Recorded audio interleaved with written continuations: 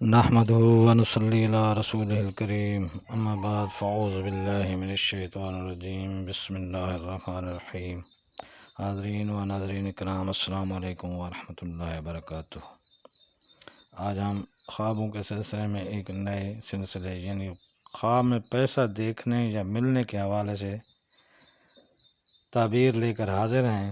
اگر آپ ہمارے چینل پر نئے ہیں تو برائے مہربانی ہمارے اس چینل کو سبسکرائب کر دیں اور بیل آئیکن کا بٹن دبا دیں تاکہ آنے والی ہر ویڈیو آپ تک آسانی سے پہنچ سکے۔ تو چلتے ہیں تعبیر کی جانب۔ تو ماہر تعبیر ابن سیرین رحمۃ اللہ علیہ فرماتے ہیں کہ خواب میں پیسے کو دیکھنا یہ رنج اور تکلیف کی علامت ہوتی ہے۔ ایسا خواب دیکھنے والے کو چاہیے کہ وہ صدقہ کرے، کیونکہ صدقہ آنے والی مصیبتوں کو ٹالتا ہے۔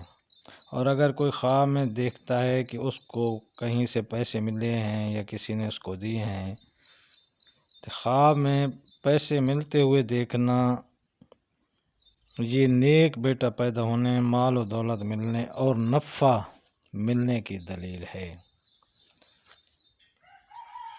اگر کوئی شخص خواب میں دیکھے کہ اس نے ہاتھ میں پیسے لیے ہیں یا کسی نے اس کے ہاتھ میں پیسے دیے ہیں تو اس کی تعبیر بھی بہت اچھی ہے۔